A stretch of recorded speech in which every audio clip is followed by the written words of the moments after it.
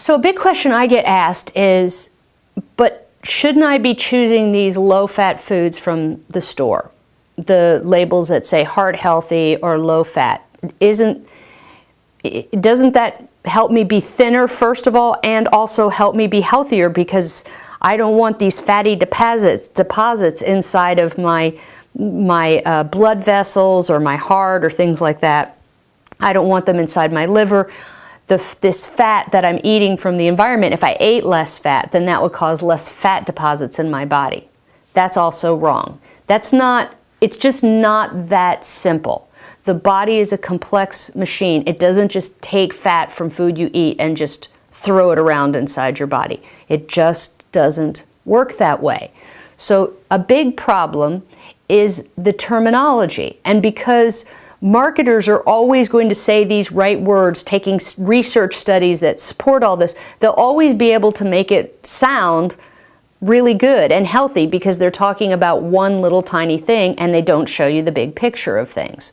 So they would say saturated fats are bad for you. Saturated fats are associated with heart disease. So when we started decreasing our saturated fats, an example of which would be butter, that was a saturated fat that we ate a lot of. Egg yolks, they have saturated fats in them. We said cut all those out because saturated fats are bad for you. But what we know now is that saturated fats are bad for you, but not the natural saturated fats, the unnatural ones that we made from hydrogenated vegetable oils. We chemically processed liquid oil so that it looked like a saturated fat. So it was more solid and more stable at room temperature. So these trans fats, these twisted fats, those fats, we put two pieces of information together without bothering to look and see what they did. We said, oh well, animal fats are bad for you, so it's good to have plant fats. Saturated fats are good for you, saturated fats are bad for you. So we decided to take the plant oils, which weren't solid and weren't saturated. Plant oils aren't saturated, and we saturated them. And now they're unhealthy.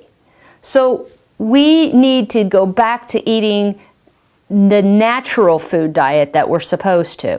We're playing too many experiments. It hasn't worked out well. The research is way behind what we're finding out clinically in terms of what you need to do. Now, this isn't medical advice. This is wellness advice. That we're supposed to be eating food, and that isn't an easy question to answer anymore. So it's going to be changing all the time. It's something that you have to pay attention to. But we keep going, well, what food is good and what food is bad, without looking at what the role is for food in our bodies. We eat food, and our body needs to take from that food what it needs to have adequate building blocks, adequate fuel, and not too much rubbish to deal with. That's what we should be thinking about, not whether this particular food with this sticker on it is good for us, as if we ate more of that somehow we'd get more health. It just doesn't work that way.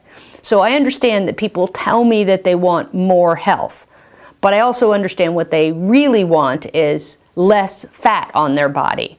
And then they think that more health will go along with that. So they don't want to tell me I just want to look good.